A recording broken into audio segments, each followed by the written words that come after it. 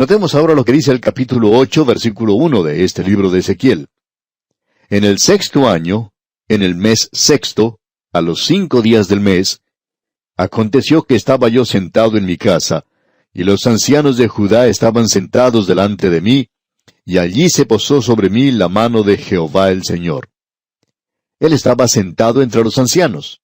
Esto parecería ser un grupo bastante triste, casi diríamos lúgubre. Nuevamente aquí tenemos que este hombre es arrebatado. Notemos lo que dice el versículo 2. Y miré, y he aquí una figura que parecía de hombre. Desde sus lomos para abajo, fuego, y desde sus lomos para arriba parecía resplandor, el aspecto de bronce refulgente. Usted se da cuenta que esto es parte de esa visión que se menciona allá en el capítulo 1. Habíamos dicho cuando estábamos considerando ese pasaje, que esa visión tremenda de la gloria de Dios era la base de toda otra visión que se menciona en este libro. Y personalmente pensamos que esta es la base del libro de Apocalipsis también. En la primera parte del versículo 3, dice, y aquella figura extendió la mano, y me tomó por las guedejas de mi cabeza. Usted recordará que este hombre se había afeitado su rostro y su cabeza. Eso había ocurrido un año antes de que esto sucediera. Ahora ya ha tenido tiempo de crecer el cabello, y Dios dice que le tomó por las guedejas de su cabeza. Bien, veamos lo que dicen los versículos 3 y 4 ahora de este capítulo 8 de Ezequiel. Y aquella figura extendió la mano, y me tomó por las guedejas de mi cabeza. Y el Espíritu me alzó entre el cielo y la tierra, y me llevó en visiones de Dios a Jerusalén, a la entrada de la puerta de adentro que mira hacia el norte, donde estaba la habitación de la imagen del celo, la que provoca celos. Y he aquí, allí estaba la gloria del Dios de Israel, como la visión que yo había visto en el campo. Ahora, alguno de nuestros estudiantes que haya estudiado con cuidado en este programa de A Través de la Biblia, va a decirnos, ¿no nos dijeron ustedes cuando estábamos estudiando los libros históricos que ustedes pensaban que la gloria se había apartado durante el reino de Manasés? Y ahora, ¿no vemos aquí que la gloria se está apartando del templo? Bueno, amigo oyente, aún creemos que se apartó durante el reino de Manasés, y creemos que esta es la visión que este hombre puede apreciar aquí. Y usted puede notar que aquí no tenemos toda la visión completa del alejamiento de la gloria. Aquí podemos verle, y luego, como usted notará, debido a que la gente del pueblo de Dios no se volvió a Dios, Él sacó la gloria del templo, y luego sobre la ciudad hacia el este, y allí esperó. Y luego la veremos nuevamente hacia adelante, y no será hasta cuando avancemos bastante en este libro que podremos apreciar la partida final de la gloria. Eso será ya en el capítulo 10, digamos de paso, es decir, que la gloria, la presencia visible de Dios, estaba allí. Y creemos que la partida tuvo lugar en realidad entonces, y no creemos que ellos tuvieron alguna evidencia de esto después del reino de Manasés. Pero se le presenta aquí a este profeta Ezequiel para demostrar que Dios es misericordioso. Y Dios estaba listo. Él estaba listo para salvar a aquella gente si ellos se hubieran vuelto a Él. Dios es misericordioso y Dios es amor, amigo oyente. Salvaría a aquella gente si ellos hubieran querido. Pero Dios también es un Dios justo, y Dios no puede permitir la maldad en este universo. Él no puede permitir aquello que es contrario a Él. Por tanto, Dios hoy no puede salvarnos a nosotros por nuestra propia justicia o por nuestra propia perfección, porque ni usted ni yo podemos presentar eso. Y Él no nos puede salvar por medio de eso, porque Él no puede aceptar nada inferior. Por tanto, Dios tuvo que proveer una redención para el hombre, y esa es la razón por la cual el hombre tiene que ir por ese camino. De otra manera, usted y yo tenemos una naturaleza, la naturaleza vieja, que está en rebelión contra Dios. Dios no va a permitir eso en su universo. Él no sería justo, como no lo sería un policía que le da refugio a un criminal en su propio hogar. Eso ni siquiera se menciona. Y nos encontramos en una nueva sección de este libro. Esto contiene una serie de visiones del profeta. Y amigo oyente, ya hemos podido apreciar varias de las visiones que tuvo este profeta Ezequiel, por cierto que son cosas bastante sobresalientes y sorprendentes. Muchas de ellas son visiones que nosotros no podemos comprender, es decir, aquellas que se refieren a la gloria de Dios. Las otras son cosas comunes y ordinarias. Después de todo, cuando él habla de que un hombre se afeita, es algo bastante común. Ahora vamos a ver algunas de estas visiones que se mencionan aquí, y una de ellas, por supuesto la más importante, es la que nos permite ver algo de la gloria del Señor y la cautividad completa de Jerusalén, Israel. Y luego, el alejamiento, la partida de la gloria cuando se va del templo. Nos preguntamos, ¿por qué se fue la gloria? Aquí se nos dará algunas explicaciones. Hubo un alejamiento paulatino de la gloria. Creemos que comenzó durante el reino de Manasés, pero eso es nuestro punto de vista, claro. Vemos que hay muy pocos que nos siguen en este asunto, pero eso está bien. Si usted quiere tomar otro punto de vista, entonces se encontrará con la mayoría. Pero por supuesto, si usted quiere estar en lo correcto, sabemos que querrá seguirnos a nosotros. Pero de todos modos, dejando eso a un lado, aquí podemos apreciar un alejamiento paulatino de la gloria. Creemos que comenzó durante el tiempo del reino de Manasés, como dijimos, y ya veremos esto cuando lleguemos a ese punto.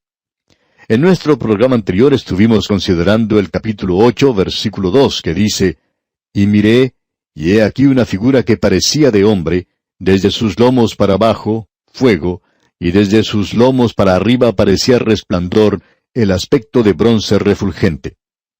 Esto es parte de la visión de la gloria de Dios que pudimos ver en el primer capítulo.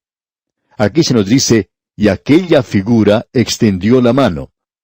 Amigo oyente, Dios es espíritu. Él no tiene una mano como la suya y la mía.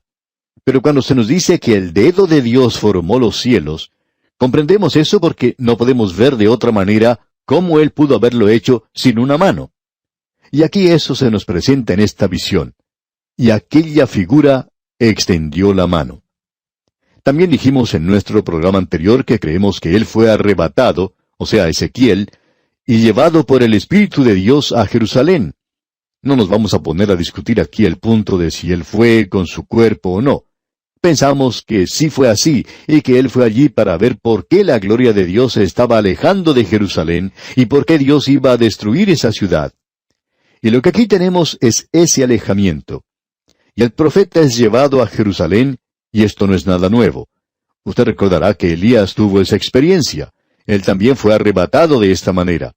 Allá en el primer libro de Reyes, capítulo 18, versículo 12, leemos, «Acontecerá que luego que yo me haya ido, el Espíritu de Jehová te llevará donde yo no sepa, y al venir yo y dar las nuevas a Acaz, al no hallarte él, me matará, y tu siervo teme a Jehová desde su juventud». Y luego se nos dice que los hijos de los profetas le dijeron a Eliseo, después de haber partido Elías, «Quizás lo ha levantado el Espíritu de Jehová y lo ha echado en algún monte o en algún valle». Y luego, en el Nuevo Testamento, en el libro de los Hechos de los Apóstoles, capítulo 8, versículo 39, leemos, «Cuando subieron del agua, el Espíritu del Señor arrebató a Felipe, y el eunuco no le vio más, y siguió gozoso su camino». Así es que eso no es nada raro en las Escrituras. Pensamos que Felipe fue arrebatado corporalmente, y eso es exactamente lo que le ocurrió a Elías y también al profeta Ezequiel. Él es llevado pues ahora a Jerusalén. Él fue tomado, y como él mismo dice en la segunda parte del versículo 3, «Me llevó en visiones de Dios a Jerusalén, a la entrada de la puerta de adentro que mira hacia el norte, donde estaba la habitación de la imagen del celo, la que provoca celos». Aquí tenemos una declaración que es bastante interesante en referencia a esta imagen del celo. ¿Qué es lo que se quiere decir con esto de la imagen del celo? En el libro de Deuteronomio esto es traducido como dioses ajenos o ídolos. También hemos hecho referencia al ídolo de Manasés que él colocó en el templo, y esto era una abominación y también una blasfemia. Y usted recuerda que Dios juzgó a ese hombre por eso. Esa fue llamada la imagen del celo, y eso creemos es lo que se tiene aquí. Ese viejo ídolo que había sido colocado en algún rincón o guardado en alguna parte, se saca ahora y se coloca en un lugar prominente.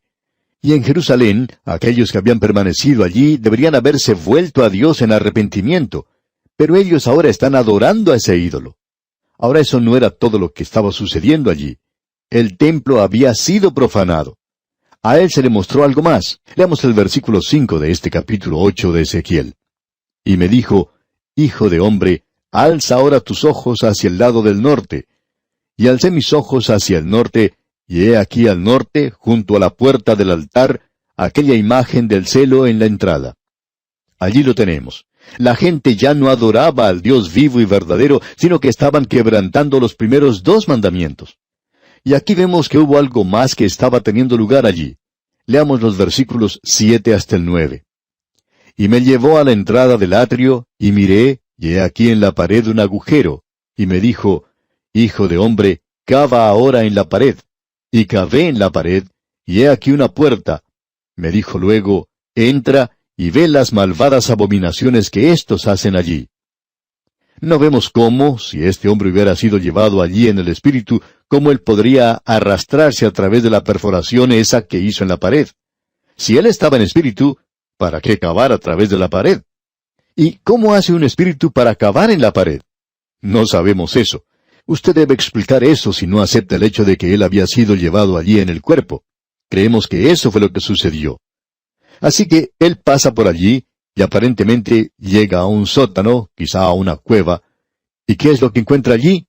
Bueno, continuemos leyendo los versículos 11 y 12. Y delante de ellos estaban 70 varones de los ancianos de la casa de Israel, y Jaazanías, hijo de Safán, en medio de ellos, cada uno con su incensario en su mano, y subía una nube espesa de incienso. Y me dijo, Hijo de hombre, ¿has visto las cosas que los ancianos de la casa de Israel hacen en tinieblas, cada uno en sus cámaras pintadas de imágenes? Porque dicen ellos, no nos ve Jehová. Jehová ha abandonado la tierra. Usted se da cuenta, amigo oyente, que ellos ya no tenían en cuenta a Dios. Ellos decían que Él ya no los estaba mirando. Es como esas personas que dicen que Dios ha muerto. Esa es otra forma de decir que Él no le está mirando a usted y que usted no es responsable ante Él. Y por tanto, nosotros no debemos nada a Él y haremos como queramos. Y eso es exactamente lo que esta gente estaba haciendo.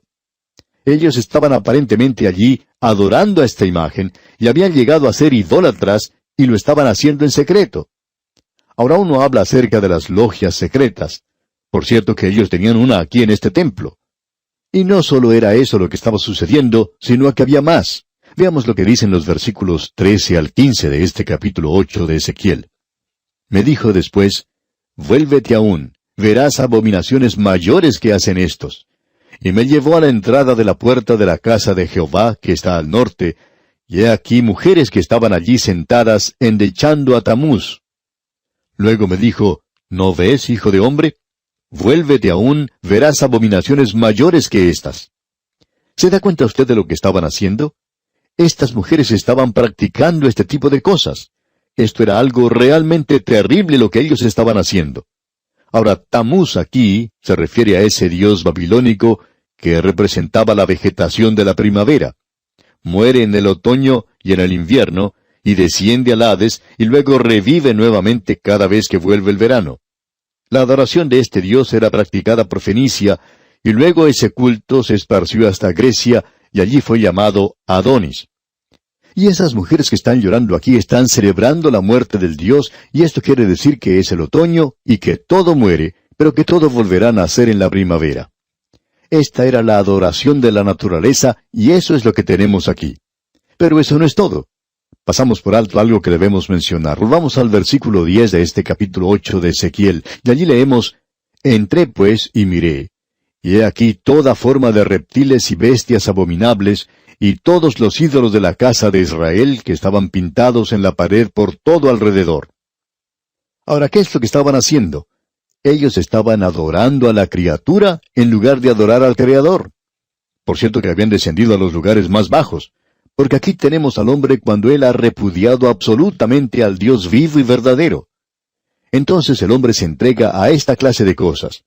Uno encuentra que eso es lo que ellos estaban haciendo en la tierra de Egipto. Allí ellos estaban adorando a toda clase de bestias.